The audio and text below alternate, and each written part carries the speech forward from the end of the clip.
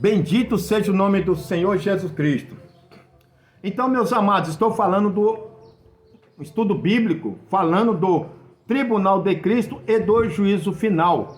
Aqui é o vosso amigo presbítero, missionário Deronildo Santos, trazendo esse estudo de grande edificação. Aconselho que assista, que acompanhe, que pegue ali as suas canetinhas, papel e caderno, ou uma folha, e aí a sua Bíblia de preferência, e acompanhe, porque eu estou falando, já falei nos vídeos anteriores, estou repetindo.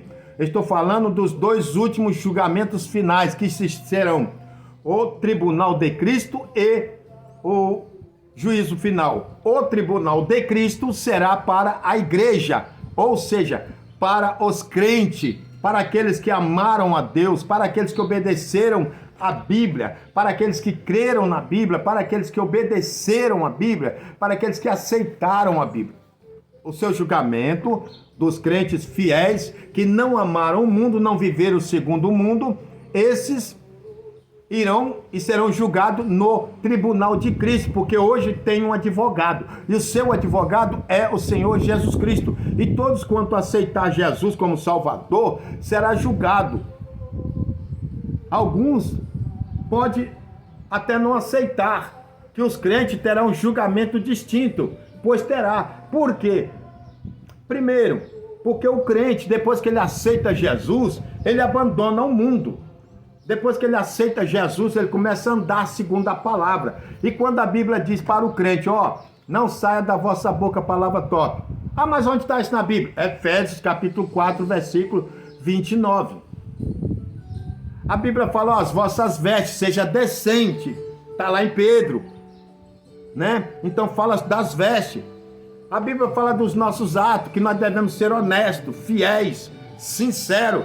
E o crente, quando aceita Jesus, ele procura sim largar o mundo do erro, do pecado, da vaidade e começa a andar. E por ele ser crente, automaticamente ele já começa a ser observado e julgado pelo mundo. O mundo julga o crente não pode fazer nada errado, porque já recebe julgamento, já recebe condenação, já recebe alguma acusação. Qualquer coisa que o crente faz tinha que ser crente, olha lá, é crente. Olha lá, depois fala que é crente. Então ele já é acusado, já é condenado. Se bobear, muitos crentes até apanha quando faz coisa errada. Então ele paga muito caro. Então já é acusado no mundo por causa de Cristo. E ele vai ter um advogado, Jesus Cristo, que deu a vida pelos crentes. Porém, os crentes serão divididos em duas classes, ou classe distinta. Em três, deixa eu baixar aqui, 3 partes diferentes. Serão, primeiro, joio e trigo, ou trigo e joio. Serão bodes e ovelha. Serão virgens prudentes e virgens loucas. Não tem como. Então, os crentes que são considerados, falar com muita calma, ovelhas, considerado trigo, considerado virgem prudente, que tinha azeite na lamparina, esses crentes, no arrebatamento da igreja, 1 Coríntios, capítulo 15, versículos 51 e 52, 1 Tessalonicenses, capítulo 4, versículo 16 e 17, serão arrebatados. E os que foram considerados por Cristo como joio, bode ou virgens loucas, ficarão para passar pela grande tribulação. Vai sofrer as consequências. Por quê? Porque não obedeceram a palavra, não andaram segundo a palavra, não viveram segundo a palavra. E, infelizmente, esses crentes estarão também no juízo final. Porém, se ele renunciar, não aceitar o sinal da besta do anticristo, que esse é um outro estudo que eu vou fazer, entendeu? Ele escapará. Por quê? Porque ele vai comprar com a vida a salvação. Hoje a salvação é nos dada pela graça, através da fé. Gálatas capítulo 3, versículo 22. As escrituras encerrou tudo debaixo do pecado, para que a promessa em Jesus Cristo fosse dada aos crentes. Então os crentes que crê, que obedece, que anda conforme a palavra de Deus, esses crentes irão para o tribunal de Cristo. E o resto para o juízo final. E nesse juízo final estará todos, independente da posição. Seja reis. Desde Caim, que matou Abel. Os grandes, Hitler, Mussolini, todos eles, todos governadores, presidente, prefeito, ministro, senador, deputado, pastores, presbítero, evangelista, diácono, cooperador, todos os crentes que não andaram conforme a Bíblia, que não foram crentes de verdade, estarão diante do juízo final, sim. Isso é Bíblia. E os crentes santos, depois do tribunal de Cristo, estarão também no juízo final, porém não estarão para ser julgado, mas estarão para julgar. Estarão para julgar o mundo. O juízo final, né? Como eu estava dizendo, cada crente hoje tem o Cristo como seu advogado. Então, cada indivíduo terá de pagar a sua dívida. O homem terá que se sujeitar a Cristo como Senhor. O homem terá que colher o que semeou. Este juízo será o juízo final. Quando será esse juízo final? O juízo final será a sentença divina contra aqueles que já foram declarados culpados. Será uma sentença predeterminada, sem absolvição, justa e santa, o que faz dos atributos de Deus. O que faz parte dos atributos de Deus. Por quê? Porque já morreram, e morreram nos seus pecados. Morreram, desprezaram a salvação, desprezaram a justiça, desprezaram o Senhor Jesus Cristo, rejeitaram. Então já estão no sofrimento. No juízo final serão apenas condenados. Assim que terminar o milênio, é lá que será o juízo. Após a destruição de Satanás, Apocalipse capítulo 20, versículo 7 a 10. E desfeita toda ação maligna, Cristo estabelecerá o seu grande trono branco para julgar a terra. A terra e o céu terá sido destruído. Após o juízo será a eternidade com ou sem Deus, no céu ou no lago de fogo. Observando aqui, lembra no livro de Gênesis, capítulo 1, a Bíblia diz que todas as coisas, a terra era sem forma e vazia. E lá no princípio, no livro de Gênesis, Deus criou todas as coisas. Esse céu que nós vemos, esse sol, essa terra, era sem forma e vazia. Era desabitada. Não existia. Então, da mesma forma, esse céu, essa terra que os nossos olhos veem, será desfeito. A Bíblia diz que será lançada como livro. O céu se enrolará como livro. Esse céu que nós vemos é apenas uma área celestial. O sol é aquilo que Deus falou lá, haja luminares no sol. E a mesmo Deus vai falar, vai desfazer disso tudo. Amém? Então, nesse período, lá estará no juízo final todos, grandes e pequenos, não importa a sua posição. Não terá como o Senhor escapar, como ninguém escapar do juízo de Deus. Nem o diabo, que muitos falam satanista, que obedece, diabo é isso, nem ele. Ele vai ser o primeiro, segundo a Bíblia, a ser lançado no lago de fogo. O primeiro não, desculpa. Os primeiros moradores que vão ser lançados no lago de fogo ardente será a besta, o falso profeta e o anticristo. Nesse ponto o diabo ainda será privilegiado, porque haverá antes dele 3 moradores no lago de fogo. E ponto final. Então, meus amados, o juízo final é muito sério. Quem estará no juízo final? João viu um grande trono branco, uma grande multidão. O trono é símbolo de soberania e poder. O trono. O poder e o branco representam a pureza, a santidade. O branco representa a pureza e santidade. Isso quer dizer que o grande trono branco simboliza justiça santa e soberana, que ninguém pode discutir. Ninguém discute a justiça de Deus. Ninguém tem álibi, conversa para isso. Amém? Glórias a Deus. Esse será o juízo final. Então, meus amados, nós vemos que o juízo final, ninguém poderá escapar. Ninguém. Não importa a posição que hoje tenha na terra. Muitos estão achando. Eu não sei o que o Satanás faz com certas pessoas. A Bíblia diz em 2 Coríntios capítulo 4, versículo 4, que o Deus desse século, o príncipe desse século, Satanás, ele cega o entendimento, não é as vistas, é o entendimento de muitos. Por quê? Porque muitos estão vivendo nessa terra como se fosse viver a eternidade. Estão vivendo nessa terra como se fosse viver para sempre. Estão vivendo nessa terra. Não sei o que Satanás faz. Por quê?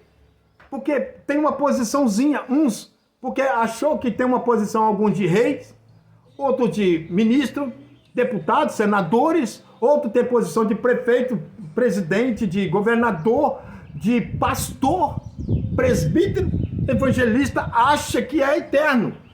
Tem muitos achando que a sua vida é eterna. Como que a gente sabe? Por quê? Por causa das atitudes de muitos.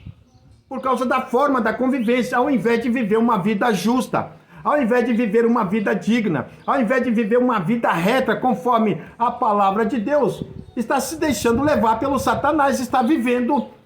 Eu não estou citando só, não estou dizendo que só o mundo, todos que andam e vivem achando que é viver eterno. Então esses terão que comparecer lá diante do juízo final, grandes e pequenos, ricos e pobres, né? Não tem distinção.